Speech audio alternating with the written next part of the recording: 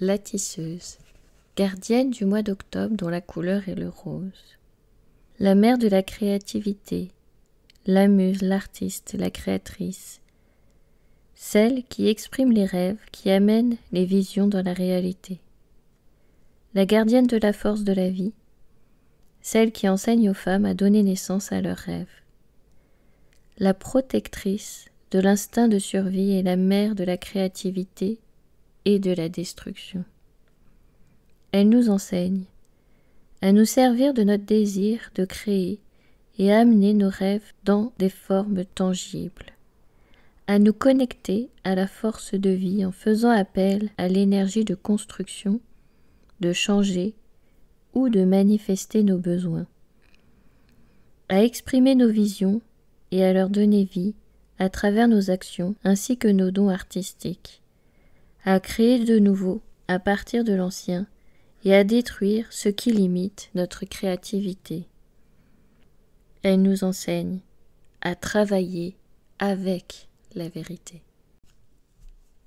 Bonjour à tous, on se retrouve avec la nouvelle gardienne de ce mois-ci, du mois d'octobre, donc la tisseuse, et sa couleur est le rose, donc ça va très bien avec le mois d'octobre parce qu'on pense à toutes ces femmes et on leur envoie plein d'amour à toutes celles qui ont le cancer du sein. C'est important de penser à elles et d'essayer d'envoyer le maximum d'énergie de guérison pour tout le monde, pour toute la planète. Et donc en ce mois d'octobre, on va penser spécialement à toutes ces femmes qui souffrent du cancer du sein.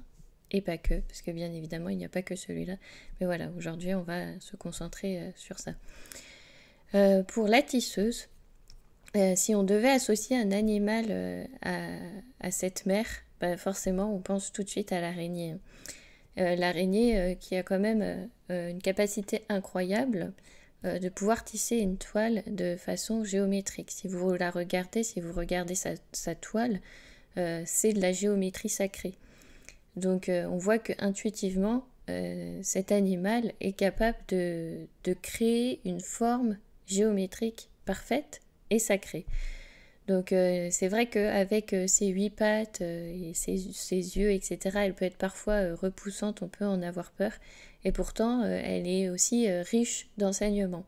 Donc pour ceux qui sont phobiques, qui ont peur, c'est plus facile de la rencontrer dans les mondes subtils. Elle fait moins peur, on a plus confiance puisque c'est un animal qui vient nous apporter un enseignement qu'effectivement dans la vraie vie où là ça a plutôt une forme de dégoût, on la repousse en fait, on a peur.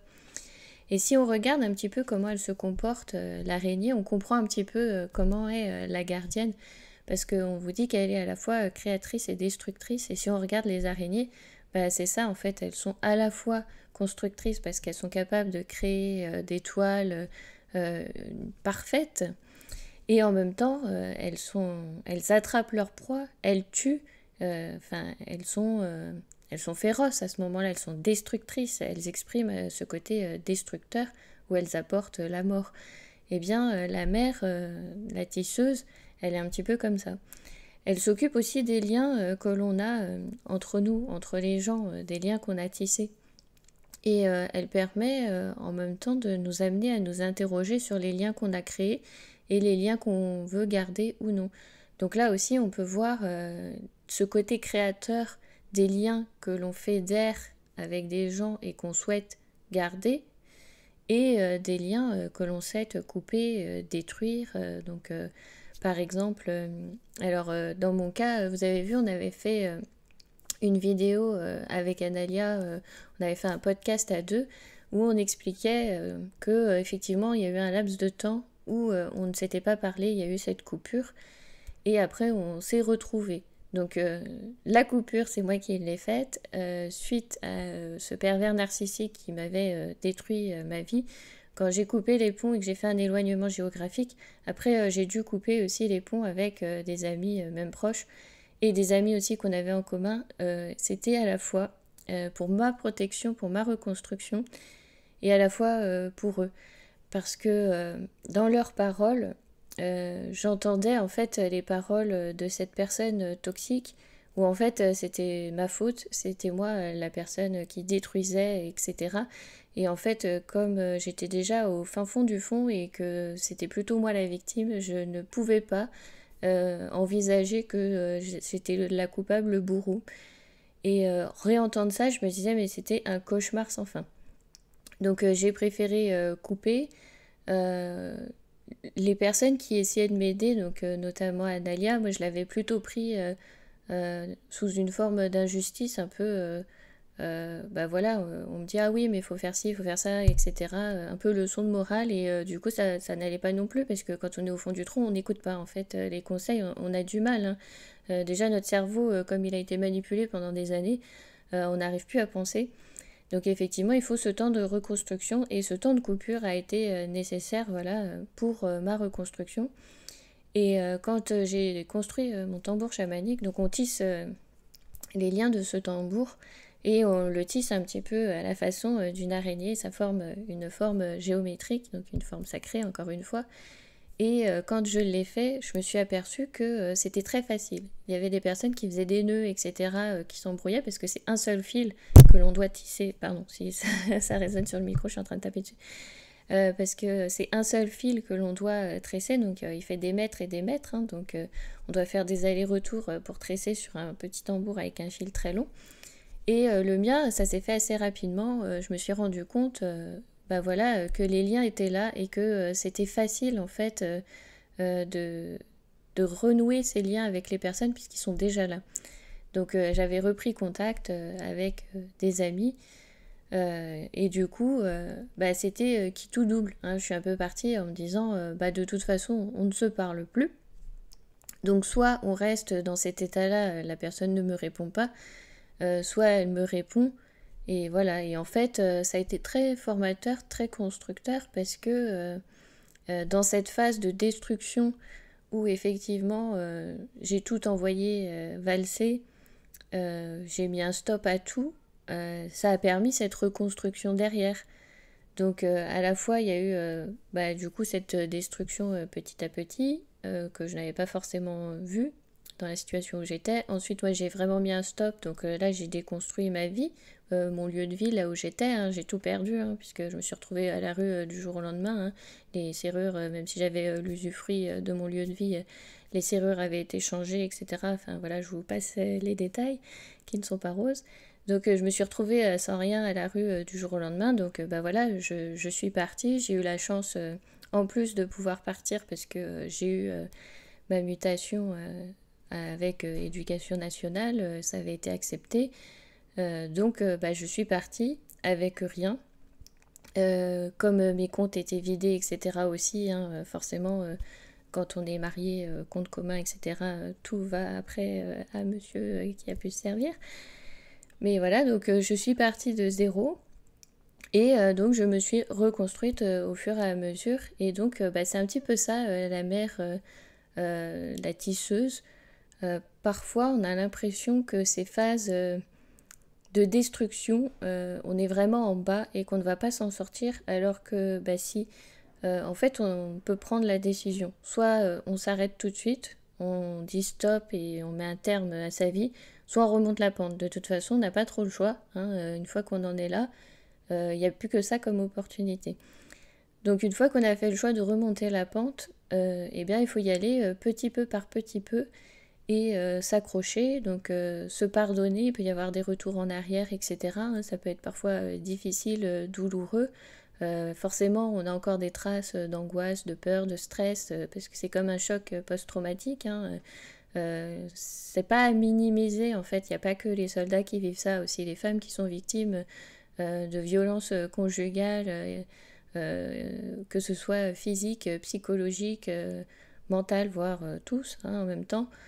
On minimise souvent l'impact, on se dit ah oui mais c'est pas grave, c'était juste des remarques, tu vas t'en sortir, mais en fait il faut bien se rendre compte que c'est une manipulation mentale sur des années.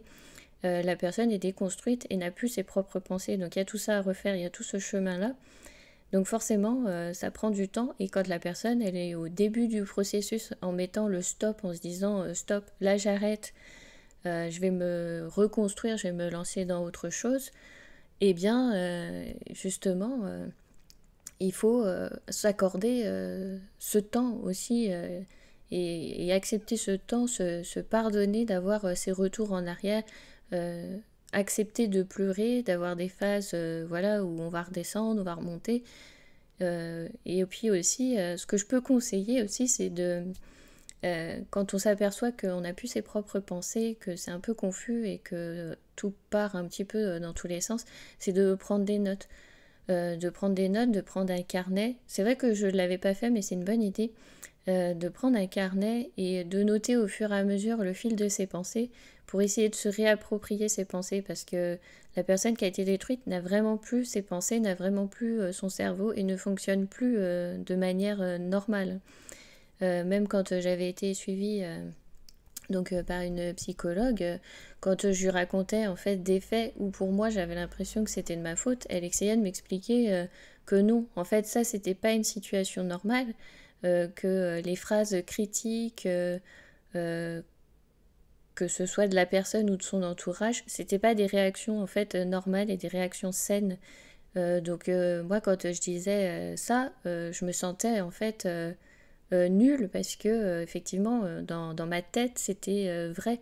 En fait j'étais une incapable et du coup elle essayait d'orienter mon regard en disant mais non en fait ça c'est pas normal, une personne qui vous dit ça c'est pas normal. Et donc en fait on réapprend à réutiliser son cerveau correctement parce qu'il y a vraiment un dysfonctionnement après total. Vous savez c'est un petit peu comme les injonctions contradictoires. Quand on vous dit blanc noir blanc noir blanc noir blanc noir blanc noir, au bout d'un moment votre cerveau en fait jouer chaud-froid, chaud-froid, chaud-froid, chaud-froid, avoir compliment, réprimande, compliment, réprimande, compliment, réprimande sur la même chose, le même fait qui va être fait à un temps différent. Du coup, ça crée confusion mentale du cerveau et il n'arrive plus après à distinguer la vérité. C'est comme ça d'ailleurs qu'il y a manipulation mentale. Donc effectivement, faut réapprendre à réutiliser son cerveau correctement. Donc ce que je conseille, c'est de prendre un carnet, de noter étape par étape de ce que l'on veut faire, des objectifs que l'on se fixe. Tant pis si on part de zéro, tant pis si on a des dettes, tout ça, je connais. Tant pis s'il y a tout ça derrière. L'important, c'est de se reconstruire petit à petit en avançant pas à pas.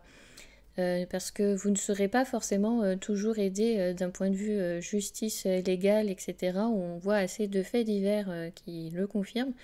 Donc du coup, il faut essayer de remonter la pente par soi-même en cherchant de l'aide par soi-même.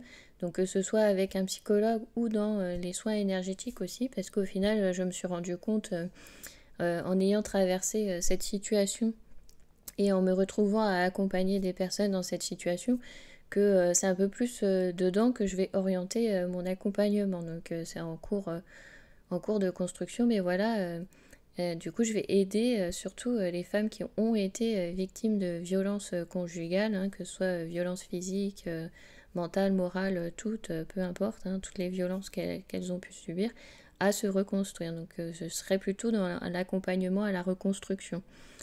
Donc forcément, on y va étape par étape, on avance petit peu par petit peu, mais voilà, c'est chaque petit pas qui compte, même si c'est tout petit, et puis se féliciter aussi sur le parcours de tous ces petits pas. Donc voilà, la tisseuse, elle nous enseigne aussi ça, que on peut traverser des phases de destruction fortes, et en même temps, derrière, il y a une reconstruction. Forcément, quand on détruit et que c'est le chaos, il y a la reconstruction derrière, c'est obligé.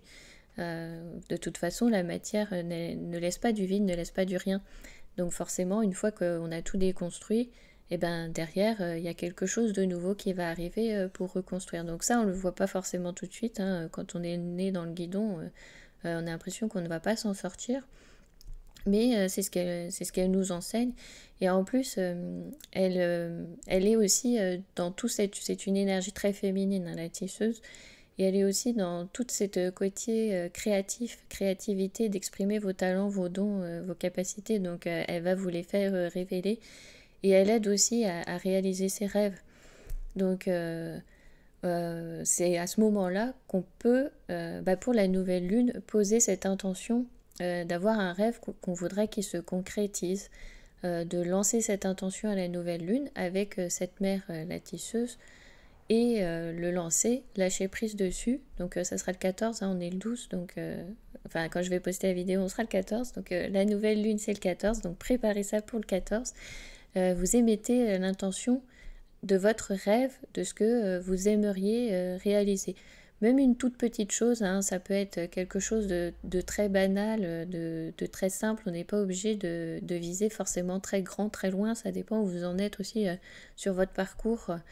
Donc même viser un petit objectif, mais voilà, poser l'intention. Envoyer à l'univers votre intention, voilà, j'aimerais, et réaliser ça, et voilà, laissez-le couler avec la nouvelle lune et voyez ce qui se présente à vous, regardez un petit peu ce que vous avez autour de vous, les signes, les symboles, les rappels, et puis bah, si vous rencontrez une araignée dans les mondes subtils qui vous guide, bah, suivez-la, parce que ça va être le moment, je vous dis, avec la tisseuse. En plus, avec ce changement de temps, on a aussi les araignées qui rentrent dans la maison. Donc, si vous voyez une araignée, bah voilà, vous savez que vous aurez des petits symboles de la tisseuse qui vous rappelleront votre rêve, et donc vous avez été entendu. Voilà, ça peut être un indice. Cette gardienne, c'est aussi la protectrice de cet instinct de survie. Donc dans ce que je vous ai illustré, c'est exactement ça. C'est vraiment la gardienne que l'on peut appeler, à laquelle on peut se connecter quand on souhaite s'en sortir, remonter la pente. Parce que souvent quand on traverse des choses douloureuses, on tombe plutôt en dépression, en burn-out, quand on est allé trop loin, quand on a trop tiré sur la corde. Et on est plutôt dans une phase de destruction à ce moment-là. Même chose pour les personnes qui souffrent d'anorexie, de boulimie, etc. Ils sont dans la destruction de soi. Donc c'est pas un acte volontaire, hein, c'est vraiment une souffrance exprimée. Et donc s'il y a une mère à laquelle se connecter, c'est vraiment la tisseuse, cette mère-là, parce qu'elle est la protectrice de l'instinct de survie, et elle permet de remonter, oui, la pente, de se reconnecter à cet instinct pour vouloir vivre. Donc vivre pour soi dans un premier temps, mais aussi vivre pour ses proches. Je pense à ces femmes qui ont des enfants. Donc voilà, quand vous êtes en phase de reconstruction, il faut retrouver sa place de femme, déjà, pour soi, sa place de mère, pour ses enfants, parce qu'ils vont avoir besoin d'un cadre aussi, d'un cadre structurant. Donc c'est pour ça on avance toujours pas à pas pour se reconstruire, et c'est pas grave si c'est long, il faut s'accorder ce temps, parce que forcément ça prend du temps. On a encore ces crises d'angoisse pendant un temps, on a encore ces peurs. Moi, je pense, quand j'étais attendue à la sortie de mon travail, j'avais peur, du coup, de me faire taper dessus dans la rue, hein, d'être retrouvée morte dans la rue, hein. J'avais cette peur-là.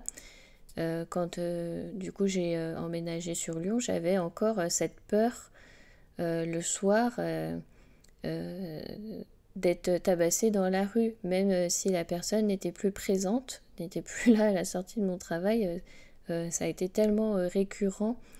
Ça a été tellement quotidien que du coup j'avais encore cette trace. Donc j'ai dû mettre à peu près 3 ans, hein, pour ne plus avoir peur de me faire agresser le soir dans la rue en rentrant chez moi. Donc voilà, ça peut vous donner un petit peu le laps de temps de reconstruction. Il faut être indulgent avec vous-même si ça prend du temps. Tout ne va pas se régler en une seule fois. Donc ça sera vraiment petit pas par petit pas, étape par étape. On règle chaque chose en son temps. Donc forcément, moi c'est le Reiki Usui aussi qui m'a aidé, hein, logique. Comme on travaille sur la méditation, les techniques de respiration, etc. pour faire passer le stress, ces crises d'angoisse, j'ai pas trouvé mieux.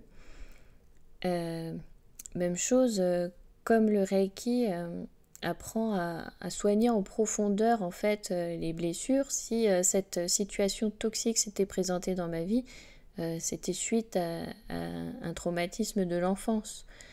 Donc j'ai eu des répétitions comme ça récurrentes à l'âge adulte. pour me faire prendre conscience de la plaie qui était là dans l'enfance. Donc quand on arrive à prendre du recul, à prendre de la distance par rapport à ça, à analyser ce qui a été le pourquoi du comment, oui, ça reste juste une expérience, aussi douloureuse soit-elle. Je ne minimise absolument pas les violences faites, subies et tout ce que ça engendre aussi, hein, quand on n'est pas cru que c'est nous, la personne fautive, la personne folle et incapable, forcément on se retrouve à douter aussi de soi. Il va falloir reprendre confiance, reprendre estime. Donc tout ça, ça prend du temps. C'est pour ça que c'est bien d'être accompagné par un psychologue, en plus voilà, de toutes les techniques qu'on peut faire de soins énergétiques. Et plus vous mettrez des choses en place, et plus ça permettra de vous donner une chance de guérison. Il ne faut pas lésigner sur les moyens. Voilà. Donc ça prend du temps. Ça peut même être parfois très long.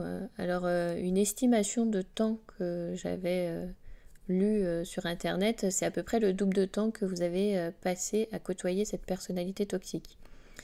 Donc voilà, si vous l'avez côtoyé pendant 1 an, vous envisagez 2 ans derrière de reconstruction. C'est pour ça que je dis de ne pas minimiser le choc que ça peut induire, ce choc post-traumatique.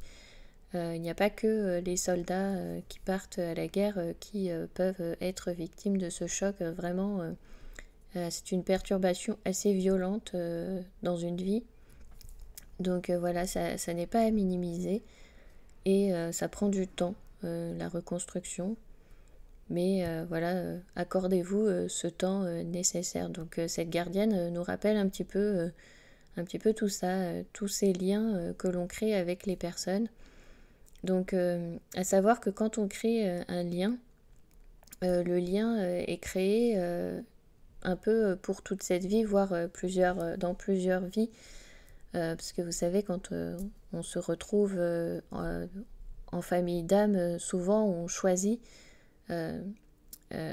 plusieurs vies ensemble à traverser. Donc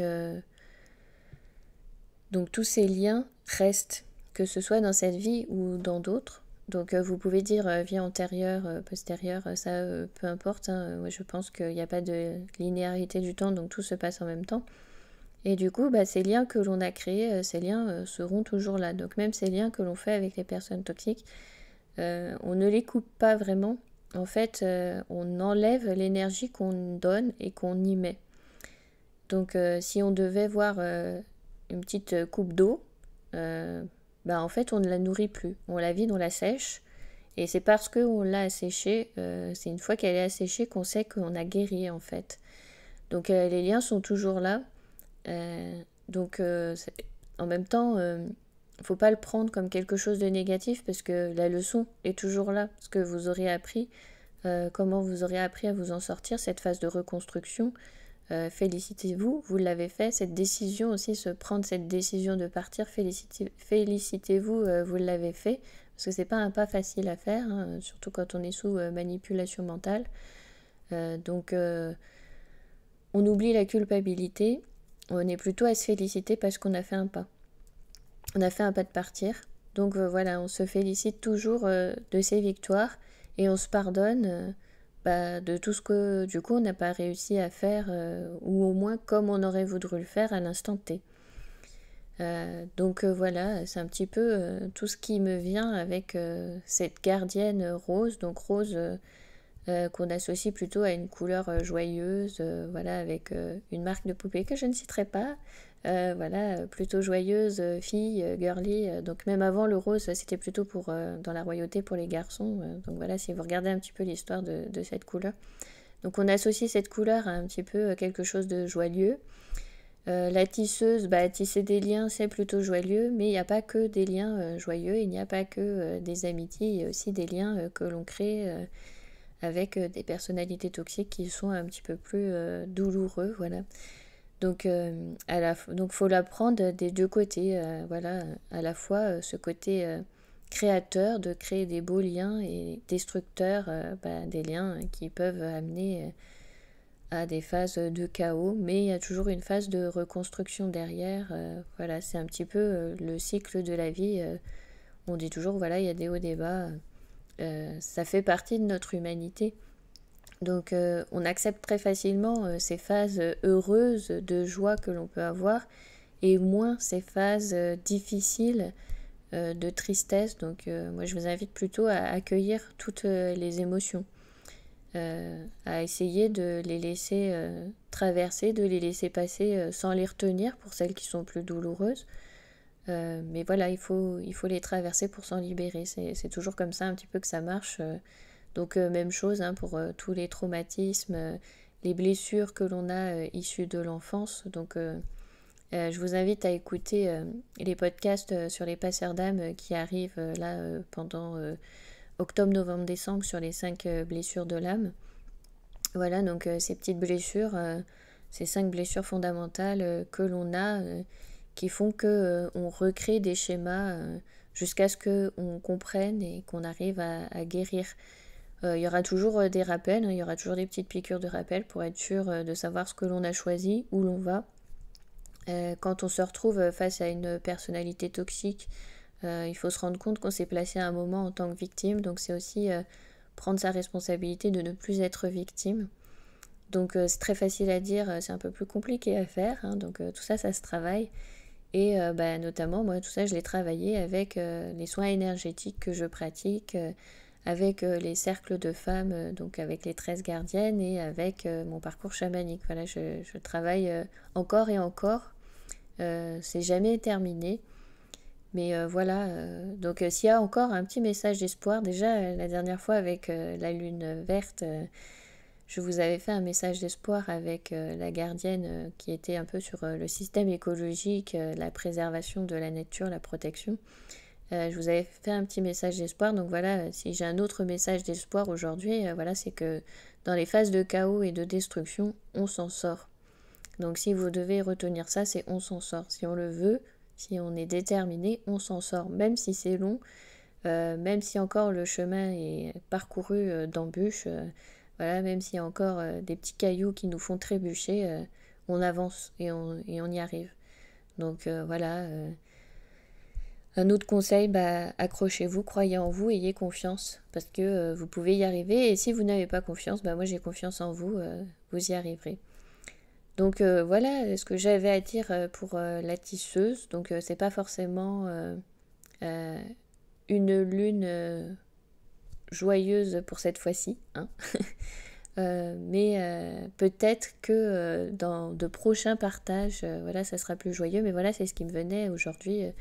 C'était plutôt sur cette phase de chaos, reconstruction, comment ça se présente. Ce qui est aussi en lien avec mon cheminement du mois où je vous ai dit, j'accompagne donc des femmes qui sont dans ces situations-là.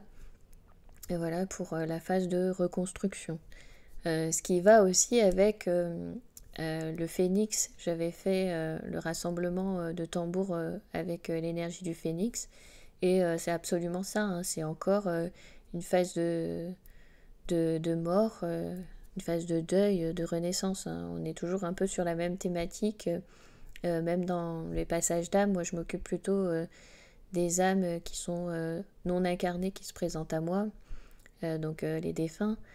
J'accompagne les personnes dans le deuil. Enfin, je suis toujours un petit peu dans la même thématique, même si ça se spécialise un petit peu plus. Voilà, je reste quand même dans cette thématique-là. Donc voilà, si ça vous parle, n'hésitez pas à me contacter, à venir faire un tour sur mon site, à me laisser un commentaire, un message. Donc voilà, vous pouvez liker la vidéo, la partager si ça vous a parlé, si ça peut donner espoir à quelqu'un, s'il y a besoin de conseils, d'aide, voilà, n'hésitez pas. Plus on est nombreux à partager et à être ensemble, et plus c'est aidant pour s'en sortir. Parce que c'est ce que je vous disais, on prend un carnet de notes, on note un peu toutes les idées, le temps de retrouver les siennes, et puis on peut écouter chacun, noter et voir ce qui nous correspond vraiment. Quand tout le monde nous donne des informations à l'oral, le cerveau il est débordé là. Donc on arrive déjà avec difficulté à s'attacher à une monotâche, Le cerveau est plutôt désorganisé, donc vous allez plutôt voir des personnes qui vont fourmiller un petit peu partout, qui vont se lancer dans plusieurs projets, plusieurs tâches sans jamais les terminer. Donc voilà, si vous voyez des personnes dans cette situation-là, prenez le temps de lui dire de prendre un carnet de notes, de noter, de se poser, de poser les idées, puis ça permet aussi de décharger le cerveau. Quand on a tendance à trop ruminer, à trop cogiter, à trop réfléchir, ça fait du bien de mettre par écrit pour pouvoir le poser et pouvoir dire à son cerveau, bah voilà, je l'ai écrit, là je suis pas obligée de ruminer toute cette nuit, si demain je veux le relire, c'est possible, c'est ok. Même chose quand vous voulez vous en sortir, j'entends parler de la positivité toxique, pour éviter de tomber dans ces travers-là, essayez de vous poser les questions pour amener votre cerveau à réfléchir à la solution plutôt qu'à la problématique. Par exemple, je n'arrive pas à me passer de sucre, voilà votre problématique. Alors je prends une thématique légère. Votre problématique c'est je n'arrive pas à me passer de sucre, il faut que je mange absolument du sucre. Donc au lieu de culpabiliser en disant je ne mange plus de sucre, voilà, essayez de focaliser votre cerveau sur qu'est-ce que je pourrais faire pour ne plus avoir envie de sucre. Et là, votre cerveau, en fait, il va réfléchir à la solution. Qu'est-ce que je peux faire à la place plutôt que de manger du sucre. Et donc, vous voyez après ce qui se présente, si c'est peindre, écrire, courir, faire du sport, boire de l'eau, peu importe. Voilà, vous voyez après ce qui se présente. Mais voilà, c'est pas mal aussi de travailler ces façons positives différemment. J'avais partagé les phrases, les affirmations positives dans une vidéo. Donc si ça ne fonctionne pas pour vous, essayez cette technique-là. Essayez de transformer votre problématique en questionnement pour que votre cerveau cherche des solutions. Voilà. Et voyez ce qui vient et notez. Et notez toutes vos idées. Et après, choisissez celle avec laquelle vous êtes en accord et que vous souhaitez réaliser. Voilà. Donc j'espère que cette vidéo vous a plu, qu'elle n'est pas trop déstructurée, que c'est pas trop le chaos, que c'est plutôt dans la construction. Du coup, n'hésitez pas à liker, partager, commenter pour soutenir aussi ma chaîne. Plus vous serez nombreux et plus ça me soutiendra et ça me permettra de produire encore d'autres contenus. Voilà, je vous remercie et je vous envoie toutes mes amitiés et je vous dis à bientôt. À très vite. Salut.